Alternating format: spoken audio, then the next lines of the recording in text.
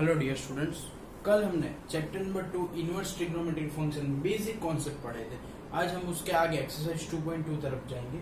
तो उसके पहले उसके फॉर्मूला, उसके रूल्स थोड़े देख लेते हैं कि इनवर्स ट्रिग्नोमेट्रिक फंक्शन यानी क्या, sine inverse, cos inverse, tan inverse, cot inverse, cosec inverse, sec inverse, यानी टोटल ट्रिग्नोमेट्रिक फंक्शन कितने हैं? 6। Sine cos tan cot cosec sec. 1 second, sine cos tan cot cosec sec. उसमें inverse यानी उसकी सबकी power कैसे हो जाएगी? -1 यानी कि इनवर्स। ओके, तो साइन इनवर्स से इधर देखो, sine inverse, suppose sine inverse है तो इधर हम क्या ले सकते हैं, और वो लेंगे तो क्या आंसर आएगा? तो क्या ले सकते हैं उसको बोलते हैं डोमेन। क्या? डोमेन, यानी कौन सी वैल्यू ले सकते हैं, और वो वैल्यू लेके इधर क्या आंसर आएगा उसको बोलते हैं रेंज। ओके, क्या बोलते हैं? रेंज। तो साइन इनवर्स का आंसर ऑलवेज उसकी रेंज में होना ही चाहिए।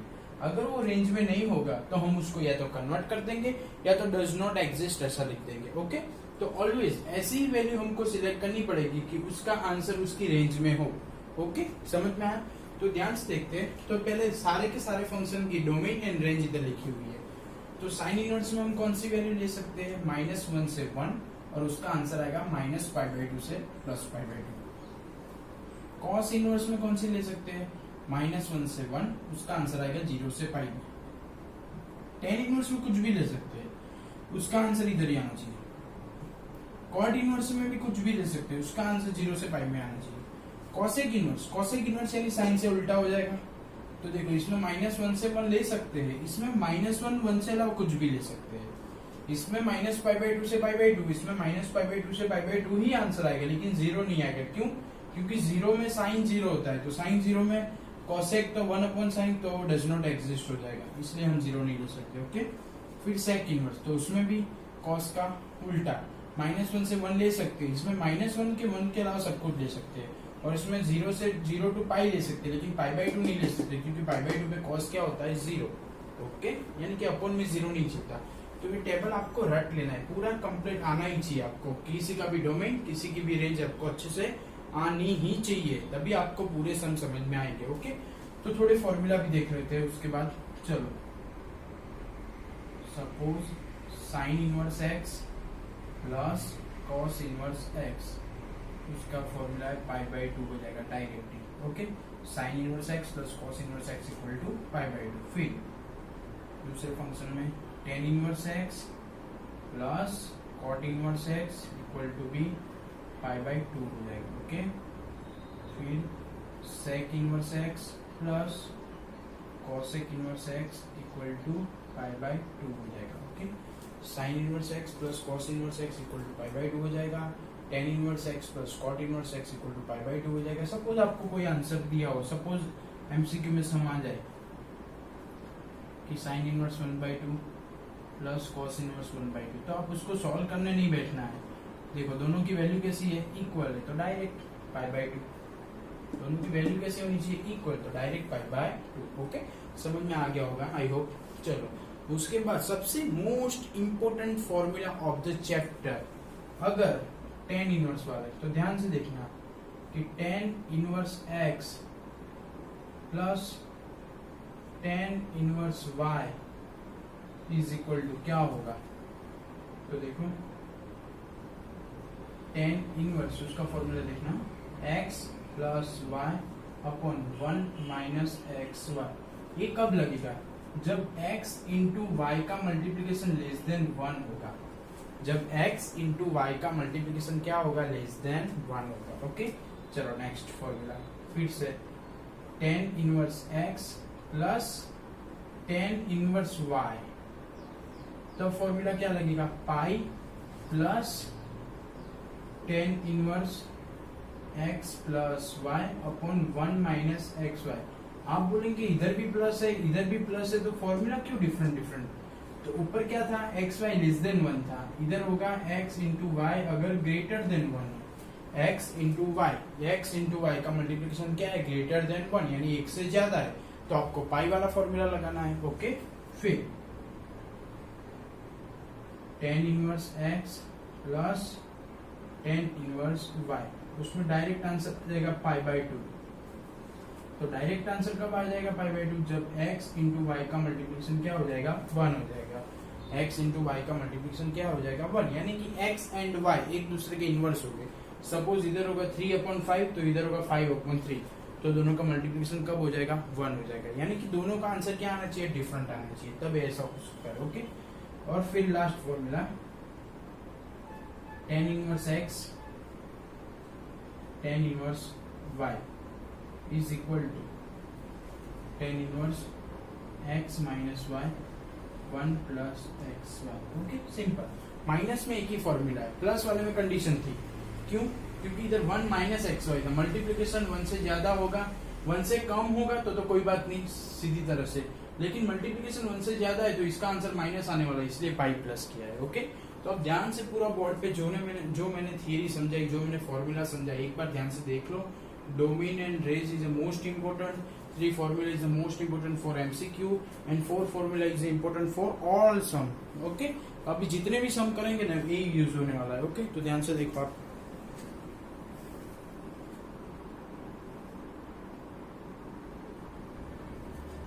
हमने जो भी फॉर्मूला पढ़े, हमने डोमेन सीखा, हमने रेंज सीखा, उस पर डिपेंडेंट अभी एक्सरसाइज 2.2 के बहुत ही इजी है, बहुत ही इजी। ध्यान से देखेंगे आप, ये 2 सम में आपको अच्छे से सिखाऊंगा, आप पूरी एक्सरसाइज कर पाएंगे। ओके, और ये 10 वाला फॉर्मूला मैंने जो सीखा वो 4 फॉर्मूला थे ना, वो इधर से स्टार्ट होंगे। ओके, तो डोमेन एंड रेंज में ध्यान दो पहले तो, इसमें से हम ये आंसर ला देंगे। ओके, तो पहले तो लिख दो RHS अच्छे से, RHS पे हम LHS ला देंगे। क्या है RHS में? Sine inverse 3x minus 4x cube. Okay, अभी देखो आंसर में क्या दिया हुआ है, साइन इनवर्स x। तो एक बात याद रखो, जो भी आंसर में दिया हुआ है उसको ही सपोज करना है ऑलवेज। तो चलो, sine inverse x equal to क्या है थीटा, तो x इक्वल टू क्या हो जाएगा sine theta, x equal to क्या हो जाएगा साइन थीटा। ओके, तो x की वैल्यू डाल दो इधर। चलो, कि साइन इनवर्स 3x, तो 3 sine theta minus 4x cube, यानी कि 4 साइन क्यूब थीटा, चलो equal to sine inverse 3 sine theta minus 4 sine cube theta. तो ये तो फॉर्मूला है साइन 3 थीटा का, इसका साइन 3 थीटा का। अभी साइन इनवर्स और साइन मुझे क्या करना है, कट करना है। तो sine inverse and sine cut करने के बाद क्या आंसर आएगा 3 थीटा, 3 थीटा। तो 3 थीटा इक्वल टू क्या सपोज किया था साइन इनवर्स एक्स, तो 3 साइन इनवर्स एक्स। तो देखो LHS में क्या है 3 साइन इनवर्स एक्स। आप बोलेंगे इतना इजी है, नहीं इतना इजी नहीं है, मैंने इधर डायरेक्ट कट कर दिया, इधर डायरेक्ट कट नहीं करते, हो ही नहीं सकता। क्यों? ये जो आंसर है, ये जो थीटा है वो साइन इनवर्स की रेंज में है कि नहीं, वो हमें चेक करना पड़ता है।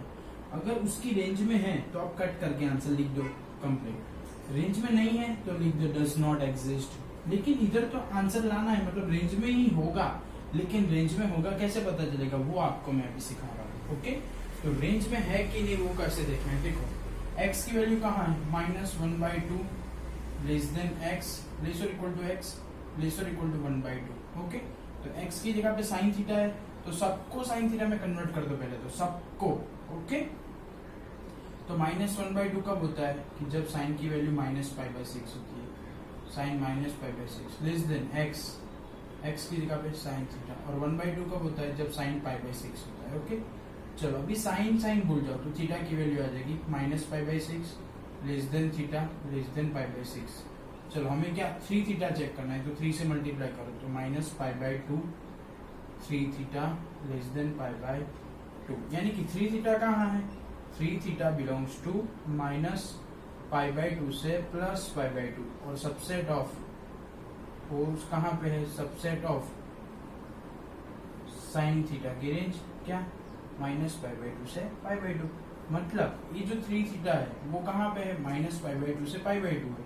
इन शॉर्ट वो कहाँ है, साइन थीटा की रेंज में, तो हम कट कर सकते हैं। तो इधर लिख दिया 3 थीटा, और थीटा की वैल्यू मैंने जो सपोज की थी साइन इनवर्स एक्स, यानी कि LHS। वैसे सम बहुत ही इजी है, लेकिन आपको कंडीशन अच्छे से आनी चाहिए। ओके, तो तो आपको एक सम में तो ऐसे डायरेक्टली समझ में नहीं आ जाएगा, मैं दूसरा भी सम ऐसा ही है वो सिखाऊंगा, फिर आपको कंडीशन दिमाग में बैठेगी। ओके, सेम प्रोसीजर हियर, इधर हम क्या कर लेंगे, RHS ले लेंगे। RHS ले लिया कि cos inverse 4x³ minus 3x। Okay, चलो cos इनवर्स, फिर आंसर में क्या दिया हुआ है cos इन, तो cos inverse x equal to क्या सपोज किया थीटा, तो x इक्वल टू क्या हो गया cos थीटा। तो चलो cos इनवर्स, तो 4x³ यानी 4 cos³ theta minus 3 cos theta, cos inverse 4 cos³ theta minus 3 cos theta. तो ये फॉर्मूला है cos 3 थीटा का, क्या cos 3 थीटा का। अब ये दोनों कट करके हम क्या लिखेंगे 3 थीटा, लेकिन कट करने से पहले 3 थीटा किस में होना चाहिए cos थीटा की, cos इनवर्स की रेंज में होना चाहिए, वो हम प्रूव कर देंगे। ओके, लेकिन आपको पहले लिख देते थीटा इक्वल टू क्या है 3 cos इनवर्स x। तो देखो 3 cos इनवर्स x यानी कि LHS, लेकिन हम ऐसे डायरेक्ट तो कट कर ही नहीं सकते, इधर मेरे को दिखाना पड़ेगा। ओके, तो मैं दिखा रहा हूँ, ध्यान से देखो कि 1/2 लेस और इक्वल टू x लेस और इक्वल टू 1। ओके, तो 1/2 कब होता है 1/2 तो π/4 पे होता है, x की जगह पे cos थीटा मतलब थीटा है, चलो समझो, और 1 कब होता है 0 पे। तो cos 0 to 45 में डिक्रीजिंग फंक्शन है, तो उसको उल्टा कर दो, 0 less than theta less than π/4।